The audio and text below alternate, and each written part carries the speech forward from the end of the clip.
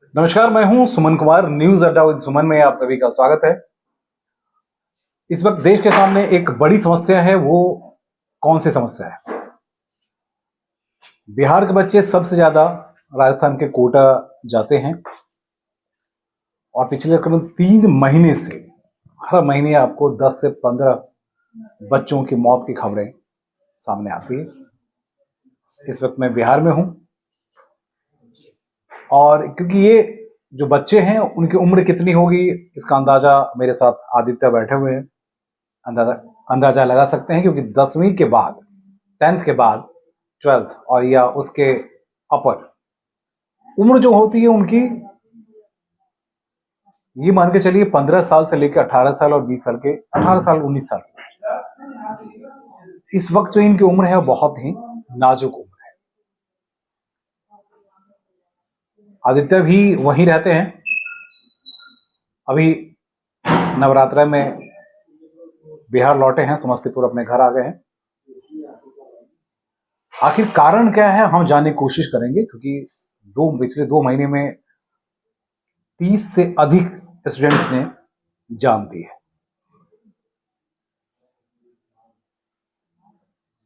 देखिए, एक परिवार में किसी की मौत हो जाना उस परिवार को पूरी तरह खत्म होने के बराबर है।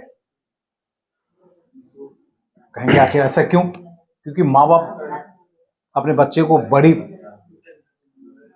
नाजों से नहीं, हर तरह से अपने आप को उसमें इन्वॉल्व करके बैठते हैं। अगर वो बच्चा वहां जाता है और वहां जाने के बाद आत्महत्या कर लेता है तो बस सोच सकते हैं कितनी ही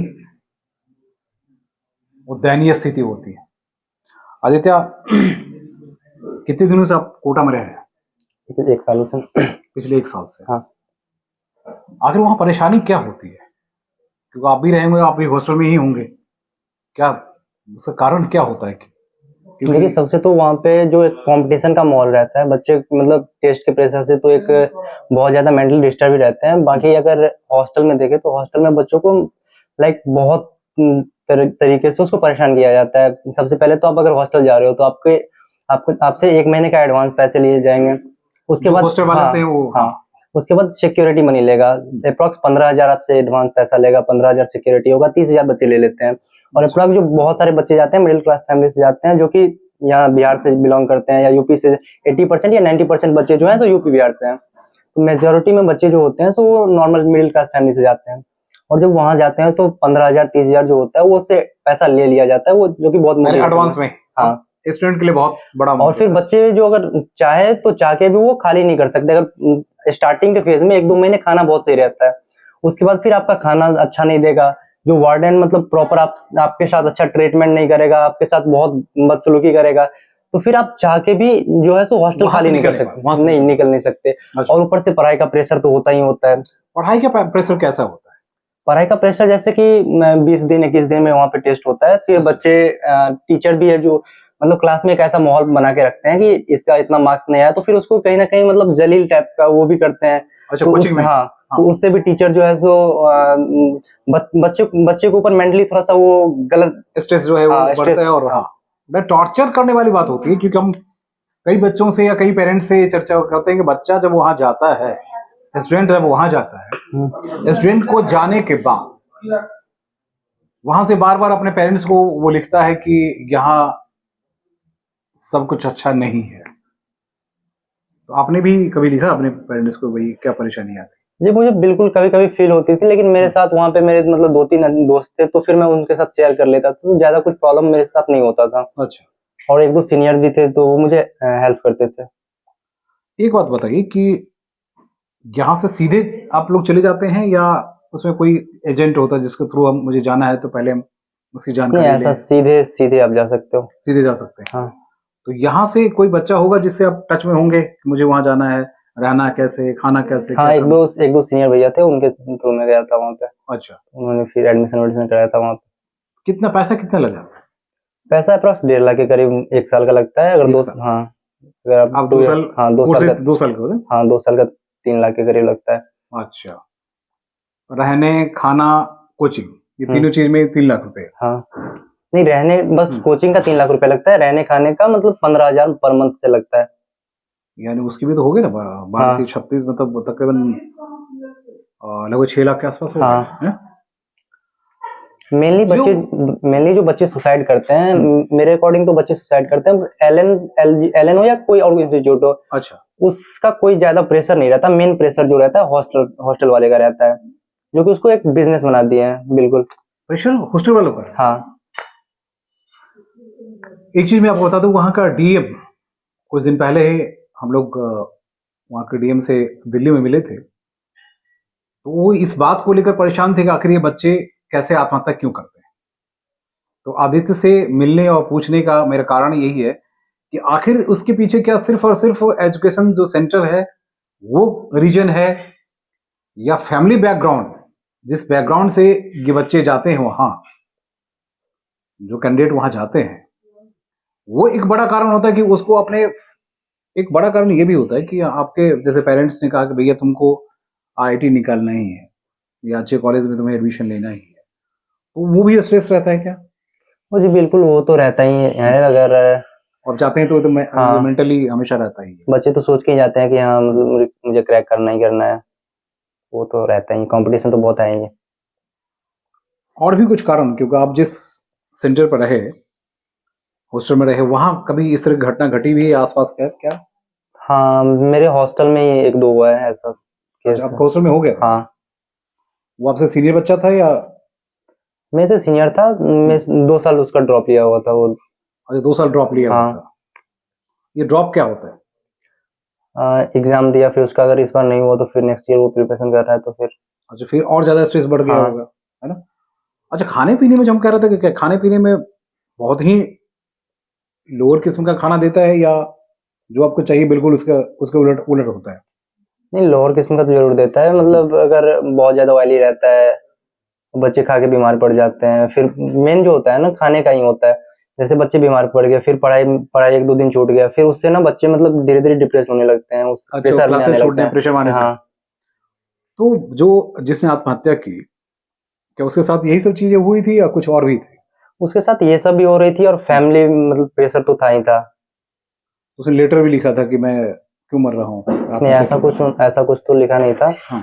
बट हाँ, फैमिली प्रेशर तो था। उसने क्या मतलब, कैसे पता कैसे चला कि कैसे उसने आत्महत्या की?